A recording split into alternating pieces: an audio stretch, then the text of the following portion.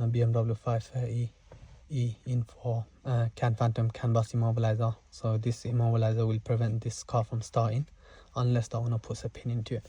So now we're going to try starting it. It's not going to let us start. Look, nothing happens. So we're going to put the pin in. Once we put the pin in, we'll hear some bleep.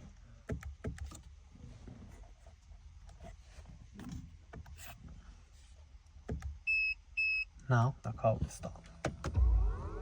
There you go, now it started.